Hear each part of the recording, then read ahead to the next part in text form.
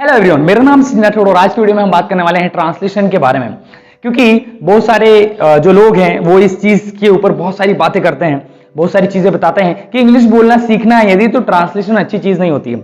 यदि आप ट्रांसलेशन वाले मेथड्स में यदि फंस गए तो आप इंग्लिश नहीं बोल पाएंगे कभी भी। लेकिन हम इस चीज को आज डिटेल में समझने की कोशिश करेंगे कि क्या वाकई ट्रांसलेशन करके इंग्लिश बोलना नहीं सीखना चाहिए, क्या हमें सेंटेंसेस को ट्रांसलेट नहीं करना चाहिए, क्या ये सही बात है। सो फ्रेंड्स, अंत तक बनी रहिएगा मेरे साथ। चलिए स्टार्ट करते हैं। सो फ्रेंड्स, ट्रांसलेशन करना सही है या नहीं है? यदि इंग्लिश बोलना सीख रहे हैं तो ट्रांसलेशन करना चाहिए या नहीं। अब यहां पर हम समझते हैं, मान लीजिए कि आप एक बिगिनर है, आपने अभी स्टार्ट किया है, आपको नहीं पता है कुछ भी इंग्लिश के बारे में, आप स्टार्ट कर रहे हैं इंग्लिश बोलना सीखना। सो मेरा यहां पर मानना है कि ट्रांसलेशन हमें करना ही होगा स्टार्ट में, क्योंकि ट्रांसलेशन जब हम करते हैं किसी सेंटेंस का इंग्लिश में, ट्रांसलेशन किसके थ्रू करेंगे हम? ग्रामर के थ्रू। ओके, यदि आपको ग्रामर नहीं पता है तो आप ट्रांसलेट नहीं कर सकते कोई भी सेंटेंस को। हमें ग्रामर के बहुत सारे ऐसे बेसिक कॉन्सेप्ट्स के, बेसिक टॉपिक्स के बारे में पता होना चाहिए जिनके हेल्प से हम आसानी से किसी भी एक सिंपल सेंटेंस को ट्रांसलेट कर पाए, हम उसे बहुत ही आसानी से इजीली उसको ट्रांसलेट कर ले, जिससे क्या हो कि हम फर्स्ट तो ये कि हम ट्रांसलेट करके एक हमारे अंदर कॉन्फिडेंस बिल्डअप हो कि हाँ मैं ट्रांसलेट कर पा रहा हूं और मैं किसी को एटलीस्ट थोड़ा ज्यादा समय लगेगा मुझे किसी को आंसर देने में, पर एटलीस्ट मैं उसे हिंदी में सोच के ट्रांसलेट करके आंसर तो दे सकता हूं। एटलीस्ट हम आंसर दे रहे हैं उसके क्वेश्चन का। सो यहां पर ट्रांसलेशन का एक ये फायदा है कि यदि आप ट्रांसलेट कर रहे हैं कोई भी सेंटेंस को तो हमको हमारे अंदर वो कॉन्फिडेंस बिल्डअप होता है। अब ये ट्रांसलेशन कहां से आएगा, हम कैसे सीख पाएंगे? पहली चीज कि ट्रांसलेशन यदि आपको सीखना है तो ट्रांसलेशन आप सीख सकते हैं ओनली कि आपको ग्रामर के बेसिक कॉन्सेप्ट सारे पता होना चाहिए, ग्रामर के छोटे छोटे बेसिक टॉपिक्स के बारे में पता होना चाहिए, जैसे टेंस हो गया, मॉडल हेल्पिंग वर्ब्स हो गई, ओके, एक्टिव स्पेसिफाइज हो गया, आर्टिकल्स हो गए, है ना, टू बी टू हैव हो गया, ऐसे बहुत सारे सिंपल सेंटेंसेस, ऐसी बहुत सारी जो चीजें हैं जो बेसिक है, जिससे हम आसानी से कोई भी सेंटेंस को, कोई भी, okay, different types of sentences होते हैं, उनमें से किसी भी को भी हम आसानी से हिंदी टू इंग्लिश ट्रांसलेट कर ले। अब ट्रांसलेशन क्या गलत है? यदि आप ट्रांसलेट कर रहे हैं, हिंदी टू इंग्लिश ट्रांसलेट कर रहे हैं, तो क्या ये गलत है? नहीं, मुझे लगता है इन माय ओपिनियन कि ये गलत नहीं है, क्योंकि अभी आप बिगिनर हैं, आपको अब अचानक से कोई भी थिंक इन इंग्लिश नहीं हो सकता ना आपसे भी, है ना। बहुत सारे लोग बात करते हैं कि इंग्लिश में सोचना पड़ेगा।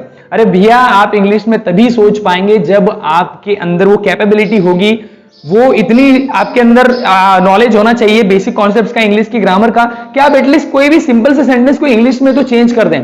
और मेरा मानना है कि यदि आप ट्रांसलेशन सीख रहे हैं तो ये कोई बुरी बात नहीं है। आपको स्टार्ट, यदि आप बिगिनर है, हिंदी मीडियम से है, वर्नाकुलम मीडियम से, तो आपको ट्रांसलेशन से ही शुरुआत करनी पड़ेगी। स्कूल्स में क्या होता है, कोई एक छोटा कोई स्टूडेंट है first, second, third, fifth class का, तो क्या किया जाता है, उसको बार बार बहुत सारे सेंटेंसेस ट्रांसलेट करने के लिए सिखाया जाता है। वो इतने सेंटेंसेस बना लेता है अपनी 5, 7, 8, 10 साल की जर्नी में, फर्स्ट से लेके 10th, 8th तक, कि इतने सेंटेंस उसके माइंड में होते हैं, इतने सारा स्टफ उसके पास होता है ट्रांसलेट किया हुआ, सीखा हुआ, कि वो फिर विदाउट ट्रांसलेशन, बिना सोचे उसको विद इन सेकेंड ट्रांसलेट कर लेता है सेंटेंस को हिंदी के।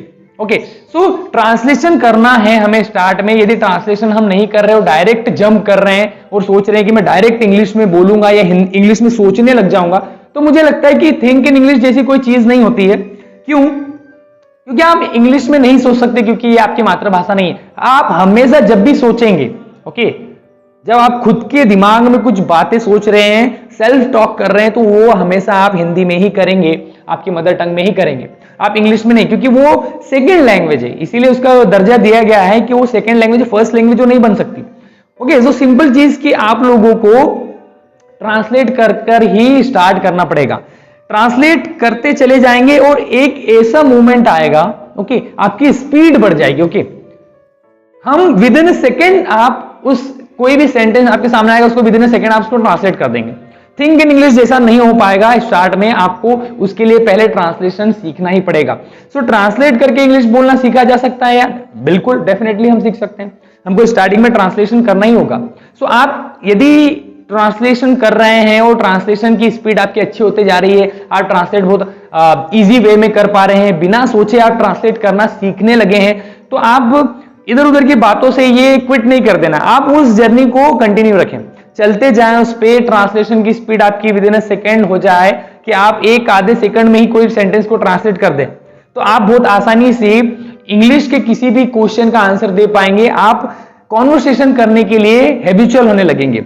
सो या फ्रेंड्स, ये जो क्वेश्चन है कि हिंदी से इंग्लिश ट्रांसलेट कर सीखना चाहिए कि नहीं सीखना चाहिए, स्टार्टिंग ऐसी ही होगी। ये फर्स्ट स्टेप है, आपको हिंदी टू इंग्लिश ट्रांसलेट करना है और स्लोली ग्रेजुअली आप आगे बढ़ते चले जाएंगे। आपका टाइमिंग कम हो जाएगा ट्रांसलेट करने का। अभी यदि आप 1-2 मिनट ले रहे हैं ट्रांसलेट करने के लिए, तो वो टाइमिंग जैसे जैसे आप प्रैक्टिस करते चले जाएंगे, ओके, तो जैसे जैसे प्रैक्टिस होते चली जाएगी, आपकी ट्रांसलेशन का जो टाइमिंग है वो कम होते चले जाएगा और एक दिन ऐसा आएगा कि विद इन सेकेंड आप किसी भी हिंदी के सेंटेंस को इंग्लिश में ट्रांसलेट कर देंगे। सो आई होप फ्रेंड्स आप लोगों को समझ में आया होगा कि ये सही है, ओके, ये मेथड कोई गलत नहीं है, आप इसका यूज कर रहे हैं, यदि आप इस तरीके से सीख रहे हैं तो सीखते चले जाएं, ओके।